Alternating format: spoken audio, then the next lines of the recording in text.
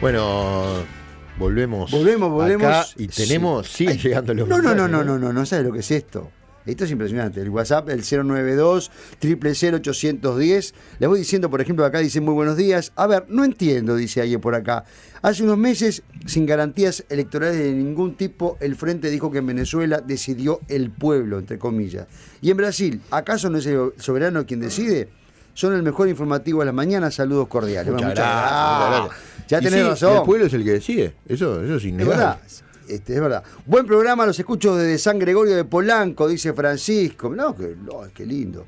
Después Jorge del Centro también comenta algo. El péndulo de la historia no falla. Se fueron al extremo opuesto. Al final de este periodo, a la de Bolsonaro obviamente, volverán a lo nuevo que surgirá de la izquierda o del centro. Y así vamos. En este ping-pong, ¿quién gana? La receta sigue viniendo del norte, comenta alguien por acá. Uh-huh.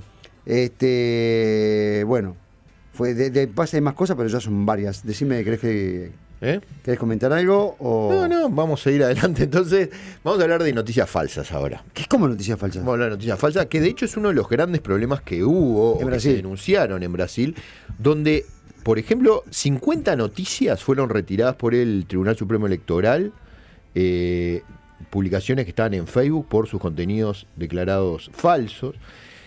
Yo acá encontré un raconto de algunas de esas noticias falsas que anduvieron en la vuelta en Brasil, todas de ellas de alguna manera favorables a Haddad o favorables a Bolsonaro, que atacaban a Haddad. Sí. Una de ellas era una noticia que decía que Haddad estaba impulsando un llamado Kit Gay, un libro de educación sexual, que el propio Bolsonaro lo menciona en una entrevista, que habría sido aprobado por el Ministerio de Educación cuando Haddad estaba al frente de ese ministerio. El fin de ese kit era usarlo con niños de 6 años, un libro que nunca existió. Esa es una de las noticias.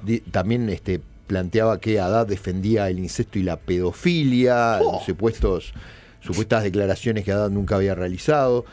Otra noticia falsa dando la vuelta fue la supuesta foto, que era un fotomontaje en la que se veía a Dilma Rousseff con Fidel Castro en el 59, en la época, ¿no?, de la Revolución Cubana. Dilma nunca había estado ahí. También otra noticia que se difundió es que la persona que apuñaló a Bolsonaro era miembro del PT. Esto también se confirmó que era falso. Y bueno, y hubo varias más. Y acá en Uruguay, un poco por este tema que ocurrió en Brasil, también los antecedentes que hubo en Estados Unidos con la famosa trama rusa que ayudó a Donald Trump a llegar al poder en Estados Unidos, ¿no? Donde había varios grupos de internautas rusos que difundieron noticias falsas en Estados Unidos. Bueno, aquí en Uruguay el senador Marcos Otegi está impulsando un proyecto de ley para tratar de controlar las noticias falsas, un proyecto de ley que ha sido bastante polémico. Propone 4 años de penitenciaria, de prisión. 4 años para quien difunda una noticia falsa o fake news, 4 años de prisión. Sí, bueno, si la justicia determina que es una noticia falsa, obviamente, ¿no? Uh-huh. Y bueno, el que estuvo trabajando en ese tema fue Leo Abergon, que nos está acompañando ahora mismo. ¿Cómo estás, Leo? Leo. Hola. ¿Cómo andás? ¿Todo bien? ¿Todo bien? ¿Me escuchan? Sí, ahora sí. Mueve el cable. Bueno, el tema es así como están diciendo ustedes. Otegi presentó el proyecto. Antes de pasar a algunas reacciones y comentarios, vamos a escucharlo al propio Otegi defenderlo y explicarlo en un primer audio que explica cuál sería el alcance de lo que él quiere penar, que dice que no sería el acto individual de difundir una noticia no verdadera. Vamos a escucharlo.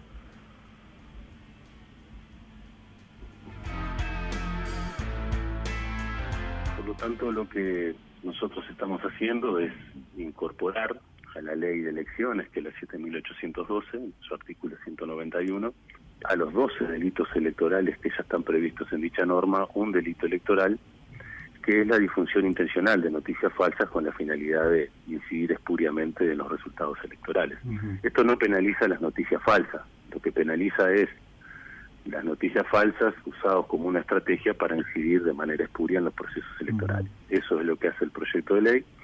A su vez también le incorpora competencias a la URSEC, ya lo que son plataformas digitales de comunicación global e Internet.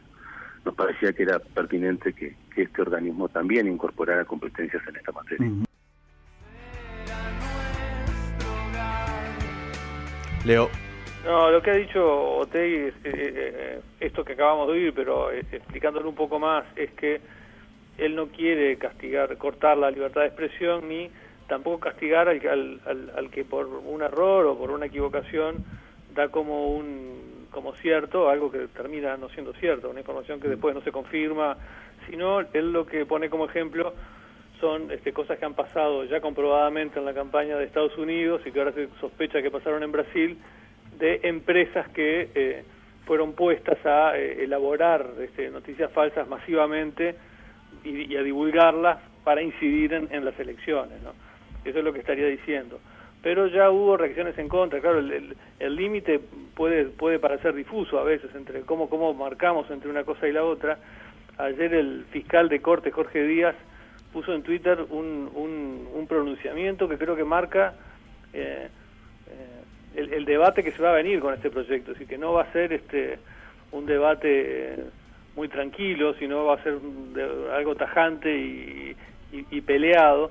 Jorge Díaz puso: estuve, estoy y estaré a favor de la más amplia libertad de expresión y en contra de la utilización de la amenaza de reproche penal para coartarla.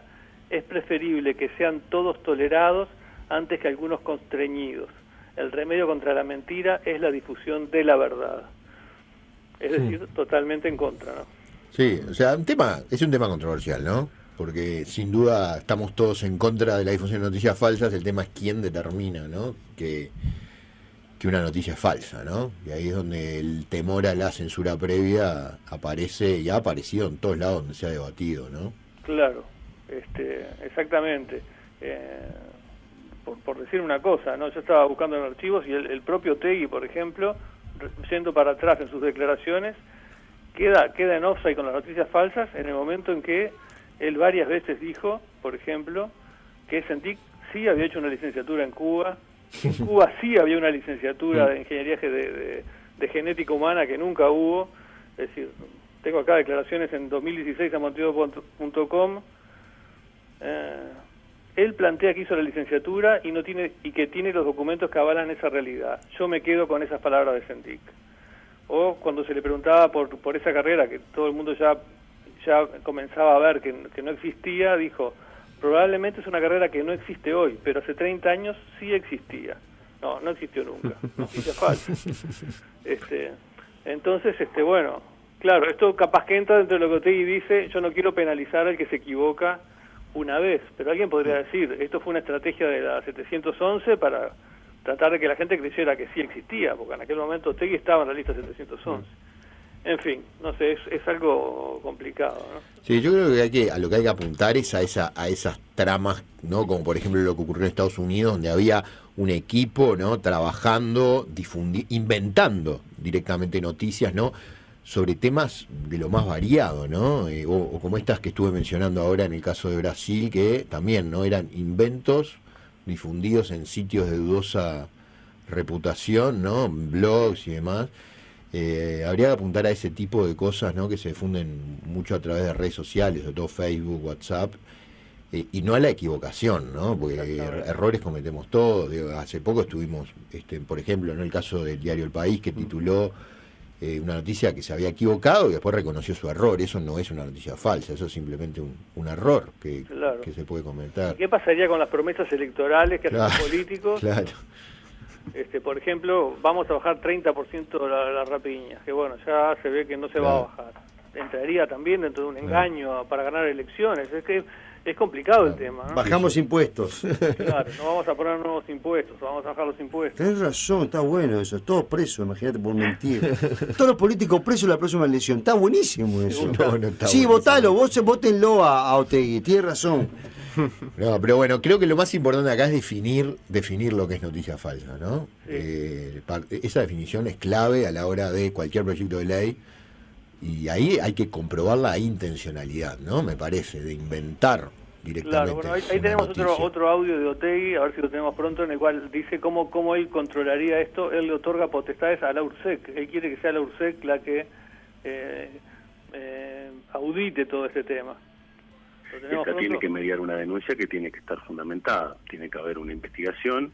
Estas competencias nuevas que se le dan en la URSEC después probablemente y sin duda van a tener que ser reglamentadas para que este organismo también tenga algún tipo de posibilidad de verificación de este tipo de situaciones. La idea es que se fortalezca la URSEC, incorporándole a su vez ahora competencias sobre la evaluación de las plataformas digitales, y que sea un elemento más, no el único, pero que sea un elemento más para tener en cuenta a la hora de sustanciar eventualmente una denuncia judicial frente a un hecho que uno presupone que ahí hubo una estrategia concertada de realizar ese tipo de prácticas para incidir negativamente en un proceso electoral. Leo. No, que Otegi propone crear una nueva burocracia, dotar de funcionarios y de recursos a la URSEC para que pueda auditar este tema, ¿no? Que eso es otra cosa que seguramente va a generar polémica, ¿no? Porque es aumentar el aparataje del Estado. Personalmente lo que creo que no hay nadie mejor preparado y ya dotado del personal y de los mecanismos para auditar esto, que es la prensa establecida. Claramente. Por ejemplo, la Folha de San Pablo en estos últimos días en la elección de Brasil tenían en la página de internet, me refiero, en el papel no lo vi, pero en internet, en lo que se llama la front page, en la página de inicio del medio, una sección importante que era de las cosas que estaban circulando virales por WhatsApp, que era verdadero y que era falso. Es decir, decía, bueno, este video que dice esto es verdadero, y ponían dónde había pasado, dónde había ocurrido. Este que dice esto otro es falso, esto no ocurrió nunca.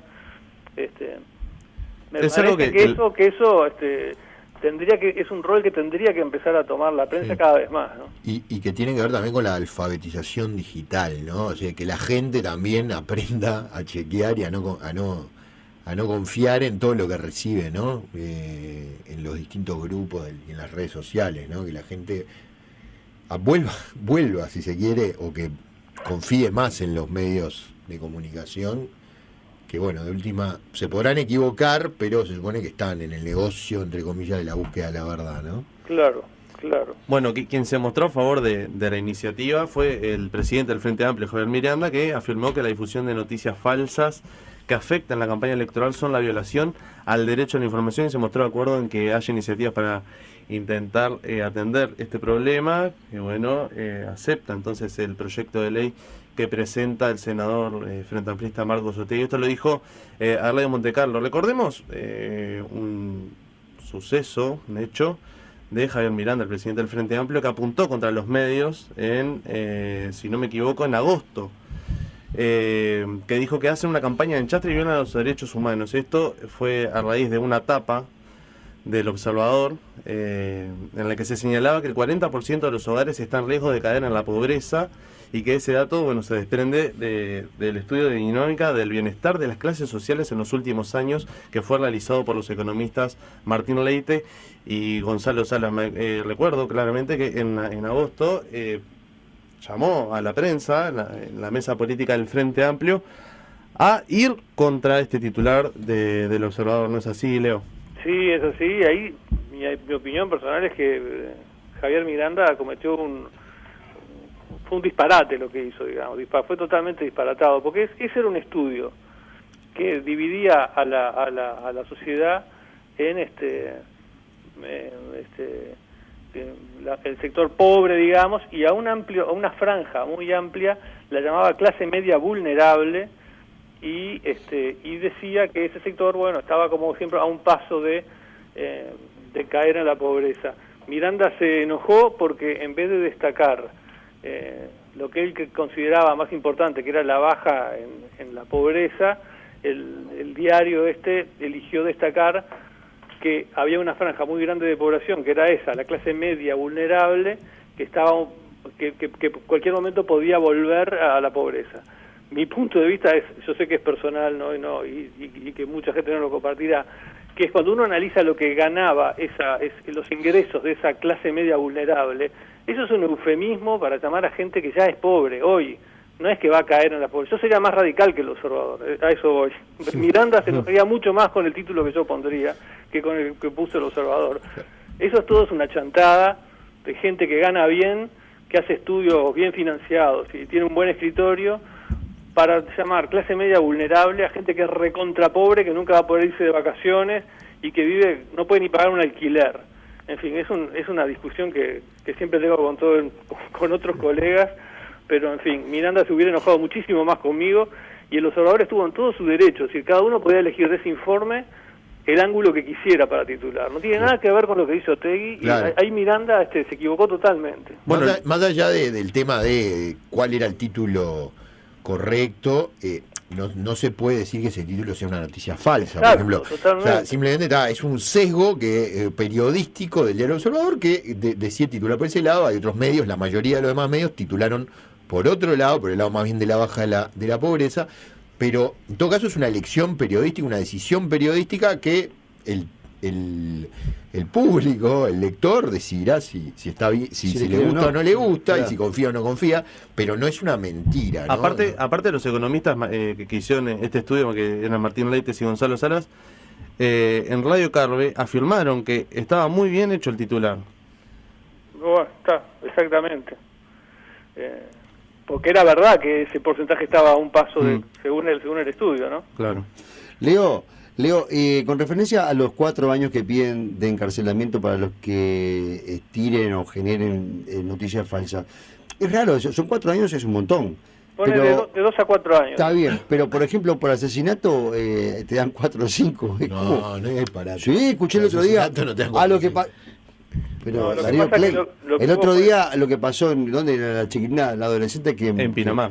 Sí, ¿cuánto le dieron? 3 años en el INISA. Y bueno, pero porque era menor. Pero igual. 17 pero años. Si yo tengo una noticia falsa, no sé, ¿qué cosa vale lo mismo que un asesinato? Pregunto. A mí la noticia aunque sí sé que corresponde a que es menor, igual tampoco le dieron la pena máxima que se puede para un menor, es decir, le dieron una pena bastante menor, creo que era hasta 5 años. Hasta 5 años, eso. Y le dieron 3 años por un asesinato de una mujer que estaba trabajando. Pero una cosa, a mí me golpeó esa noticia. Sí, pero digo, de todas maneras, una cosa es la aplicación de la ley y de cómo los jueces deciden aplicarla y cómo condenan o no la sanción que le dan, y otra cosa es es que comparar, digamos, o sea, la pena máxima del asesinato es mucho más alta, son 30 años más 15, etcétera.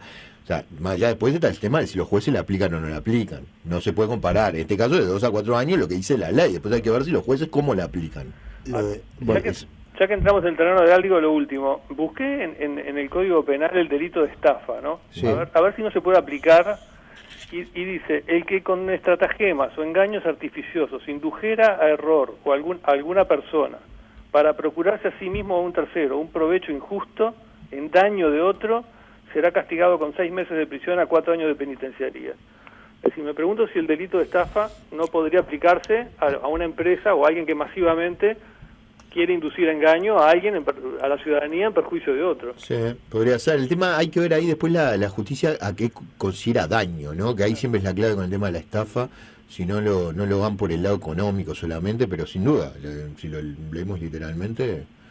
que no sea solo un delito sobre bienes materiales, claro. Digamos, pero yo diría para no seguir creando nuevas leyes y menos una que puede interpretarse como que afecta a la libertad de expresión, digamos.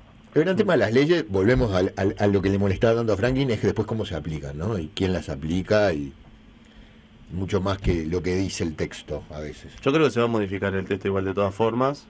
Yo creo que va a terminar en un servicio comunitario, quizás la pena para aquellos que difundan noticias falsas, por ejemplo. No creo que se vaya de 2 a 4 años de prisión, a mí me parece una locura. Veremos qué pasa. Sin duda es un tema que hay que prestarle atención y que el periodismo tiene una tarea que cumplir ahí, la propia sociedad civil, hay varias organizaciones no gubernamentales también que han trabajado y que pretenden trabajar en esos temas. Leo, a nivel político, esto a los dos le pregunto, ¿perjudica mucho a un candidato, a un partido, una difusión de mucho, o es un poquito? Bueno, estamos en lo que era el debate tradicional, no era parte del juego político y no parecía tener una influencia muy grande. Ya a partir de lo que pasó en Estados Unidos con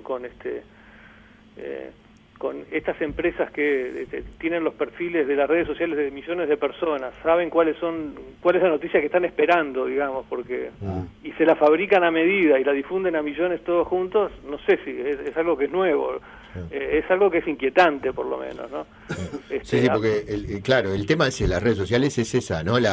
Cómo apunta como una bala mágica, volviendo a la terminología de los efectos de los medios que se usaba a mediados del siglo pasado, pero es como una bala mágica, porque va directo al público, al que apunta, al que ya saben que más o menos piensa parecido y le dan lo que está buscando, ¿no? Le dan lo que está buscando. Ahora, ¿refuerza lo que ya quería y no lo cambia o realmente logra cambiar a la gente? Esa es la duda que me queda también, ¿no? Y bueno, ya veremos qué pasa acá y cómo lo manejamos. Sin duda es un tema que hay que mirar con atención, y creo que ahí también la propia ciudadanía es importante que desconfíe, que aprenda a desconfiar y a chequear la información, que todo el mundo tiene también las herramientas para chequear si una información es verdadera o es falsa, ¿no? Y no simplemente apretar, reenviar a cada cosa que le está llegando.